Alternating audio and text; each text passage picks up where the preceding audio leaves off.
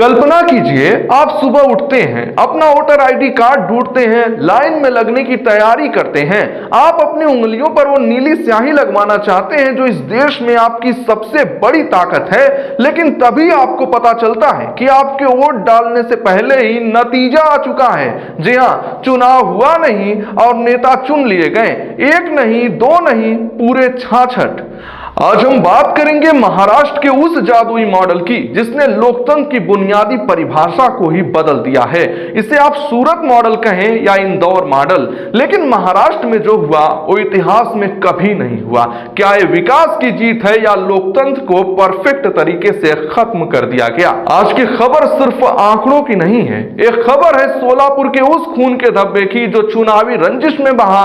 एक कहानी है उन 66 सीटों की जहां जनता से उनका अधिकार छीन लिया गया।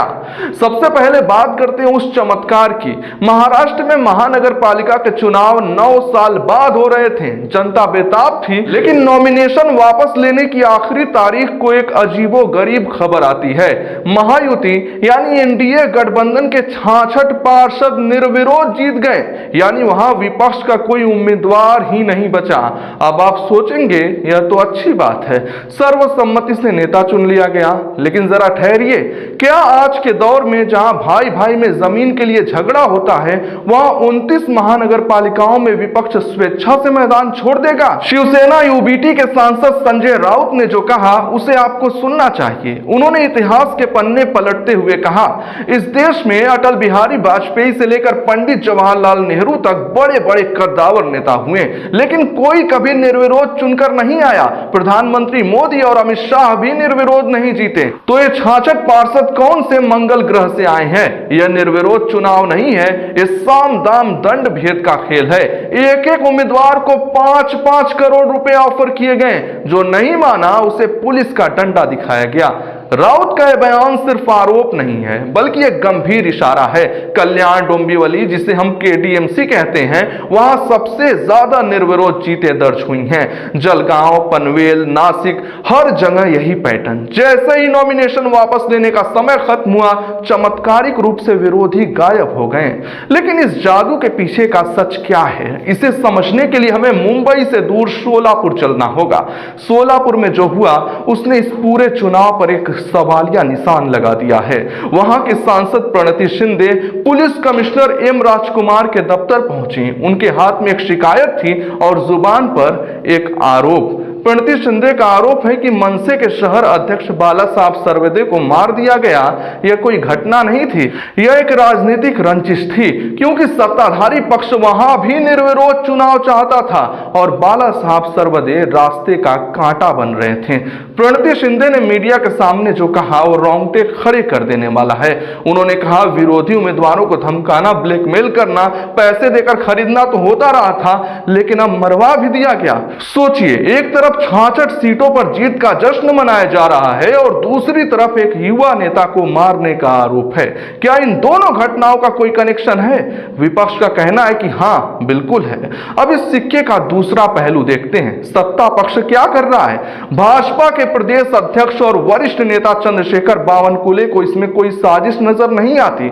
उनके लिए यह जनता का प्यार है, विकास की राजनीति है। बावनकुले जी की बात सुनने में अच्छी लगती है, लेकिन सवाल यह है कि अगर विकास इतना ही बोल रहा है तो चुनाव आयोग ने अचानक जांच के आदेश क्यों दे दिए?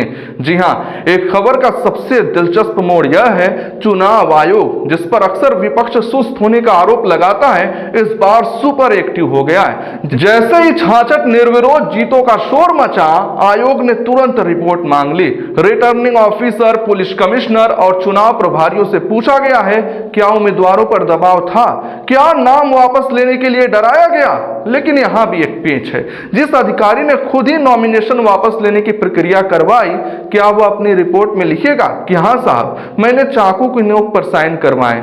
हम सब जानते हैं कि ऐसी जांचों का हश्र क्या होता है। कोर्ट कहेगा चुनाव आयोग रिपोर्ट दे, चुनाव आयोग कहेगा सब चंगासी और मामला रफा दफा। लेकिन एक पैटर्न है जो डराता है। लोकसभा चुनाव में हमने सूरत में देखा, इंदौर में देखा।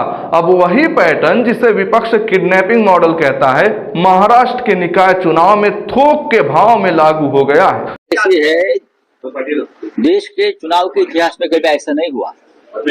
इतने लोग निर्विवाद कभी चुनकर नहीं आए, न महाराष्ट्र में न देश पर। लेकिन महाराष्ट्र में पैसे की ताकत, साम दाम दंड भेद की ताकत से जो विरोध उम्मीदवार है उनको उनका नॉमिनेशन पीछे लेने के लिए बाध्य किया गया। 64 लोग निर्विरोध कभी चुनकर आए हैं क्या? मुंबई, ठाणे, जळगाव, नाशिक, पनवेल, ये क्या ट्रेंड है? फिर जो मतदाता है वो क्या करे? वो क्या करेंगे मुझे बोलिए? उनको वोट डालना है, आपने उनका अधिकार छीन लिया। इस देश में बड़े बड़े नेता हो गए, अटल बिहारी वाजपेयी से लेकर पंडित नेहरू तक, कभी कोई निर्विरोध चुनकर नहीं आए। महाराष्ट्र में बड़े बड़े नेता हुए थे, कभी निर्विरोध चुनकर नहीं आए। प्रधानमंत्री मोदी, अमित शाह भी निर्विरोध चुनकर नहीं आए।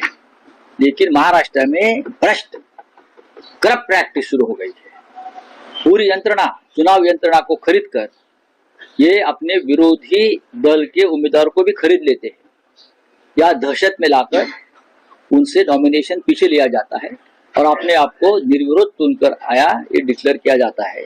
ये बहुत ही लोकतंत्र के लिए। संजय राउत ने एक बहुत बड़ा खुलासा किया है। उनका दावा है कि नॉमिनेशन वापस लेने का समय दोपहर 3 बजे तक था, लेकिन ऊपर से फोन आए, सीएम ऑफिस और डिप्टी सीएम ऑफिस से निर्देश दिए गए कि अगर कोई 4 बजे भी आए तो उसका फॉर्म वापस ले लो, समय पीछे का डाल देना। अगर ये सच है तो ये सिर्फ अनैतिक नहीं है बल्कि पूरी तरह गैर कानूनी है।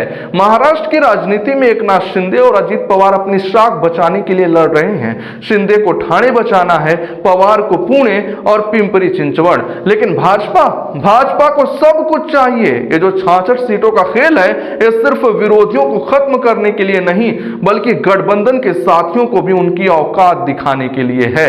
कुल मिलाकर इस नगर पालिका चुनाव ने सबको नंगा कर दिया है। विचारधारा और विकास की बातें सिर्फ टीवी डिबेट्स के लिए हैं, असली खेल तो सत्ता के मक्खन का है। चुनाव आयोग जांच का ड्रामा करेगा, कोर्ट में रिपोर्ट जाएगी और तब तक 66 माननीय पार्षद आधी मलाई खा चुके होंगे। लेकिन आप याद रखिएगा, जब आप वोट देने जाए तो सोचिएगा कि क्या आपका नेता चुन रहे हैं या पहले ही चुन लिया गया है। आखिर में सवाल आप पर है, जनता पर। जिस नेता ने चुनाव लड़ने का साहस ही नहीं दिखाया, जिसने आपको वोट देने का मौका ही नहीं दिया, क्या वो वाकई आपका प्रतिनिधित्व करेगा?